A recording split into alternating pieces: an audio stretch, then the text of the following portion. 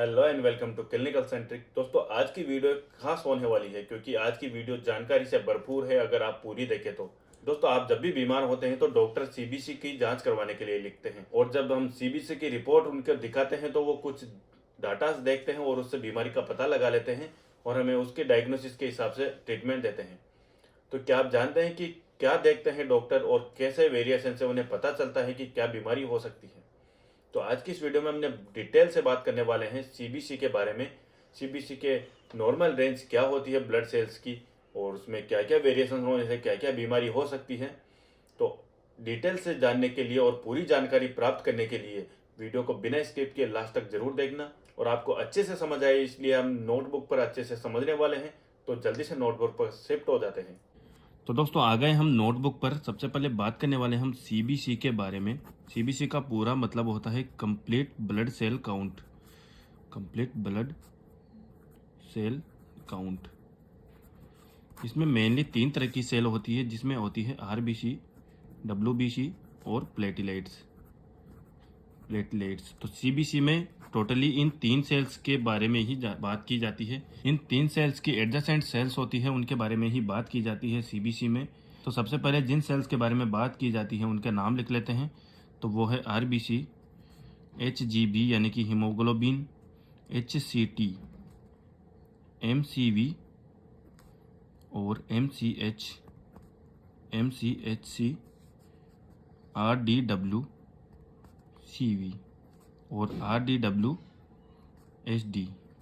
तो ये तो हुई आरबीसी की सेल। और अब आने वाली हैं प्लेटलेट की सेल्स। तो platelet count PCT, MPW, PDW, PLCC और पीएलसीआर। और फिर आती है डब्ल्यूबीसी की सेल। तो डब्ल्यूबीसी काउंट फिर इसमें आती है इसके एडजेसेंट सेल जैसे कि neutrophil, lymphocyte, monocyte, eosinophil, basophil और एलआईएस। तो ये सेल्स होती है जिनके बारे में हम बात करने वाले हैं। तो इन्हीं सब सेल्स के बारे में हम बात करने वाले हैं। तो इसमें बात करेंगे हम इनके फुल फॉर्म के बारे में, यानी इनका पूरा नाम क्या है और इनकी नॉर्मल रेंज क्या होती है। तो सबसे पहले बात कर लेते हैं आरबीसी यानी कि रेड ब्लड सेल्स। इसके बारे में तो आप बहुत सारे लोग जानते होंगे। और एचजीबी यानी कि हीमोग्लोबिन, और एचसीटी यानी हीमेटोक्रीट। हीमेटोक्रीट वो होता है जिसमें ब्लड की सारी सेल्स और प्लाज्मा मिलकर एक जो ब्लड का निर्माण करते हैं, उसमें से अगर प्लाज्मा को निकाल दिया जाए तो ब्लड की जो सेल्स होती है और आरबीसी को मिलाकर हीमेटोक्रीट कहा जाता है। एमसीवी यानी कि मीन कॉर्पस्कुलर वैल्यू। और एमसीएच का मतलब होता है मीन कॉर्पस्कुलर हीमोग्लोबिन। एमसीएचसी का मतलब होता है मीन कॉर्पस्कुलर हीमोग्लोबिन कॉन्सेंट्रेशन। और आरडीडब्ल्यू का मतलब होता है रेड सेल डिस्ट्रीब्यूशन, जिसमें कि सीवी का मतलब होता है कोएफिशिएंट ऑफ वेरिएशन। और आरडीडब्ल्यूएचडी का मतलब होता है red cell distribution standard deviation. तो ये तो हुए इनके आरबीसी से रिलेटेड सेल्स के पूरे नाम। और प्लेटलेट के नाम तो आप जानते होंगे कि प्लेटलेट्स। और पीसीटी का मतलब होता है पेटेंट कोऑपरेशन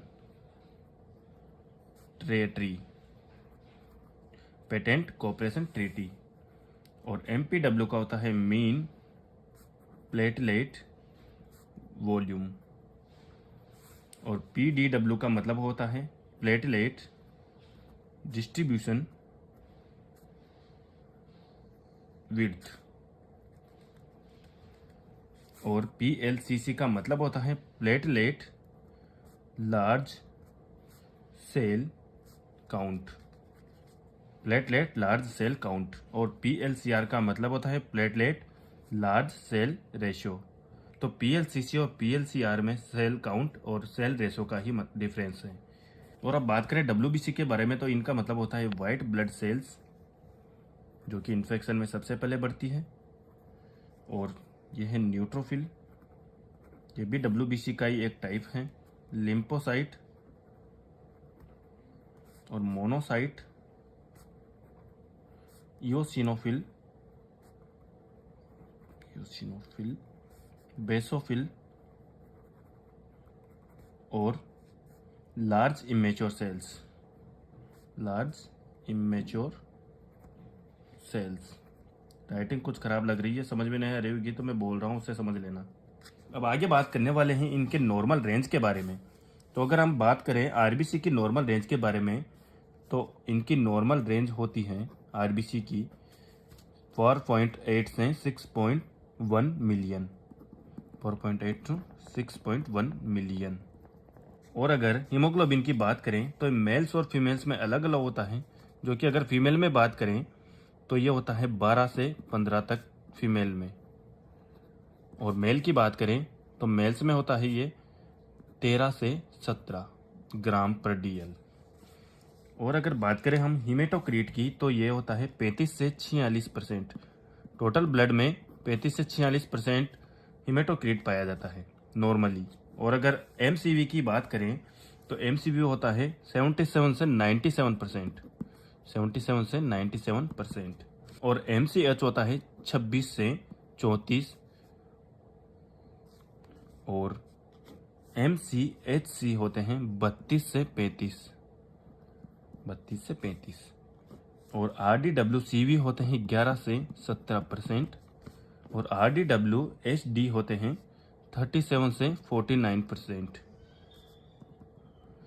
और अगर बात करें प्लेटलेट काउंट की तो प्लेटलेट काउंट हम सब जानते हैं कि 1.5 लाख से 4 लाख नॉर्मल होता है, और पीसीटी काउंट होता है 0.15 से 0.40%, और एमपीडब्ल्यू काउंट होता है 8 से 11, और पीडीडब्ल्यू होता है 11 से 22।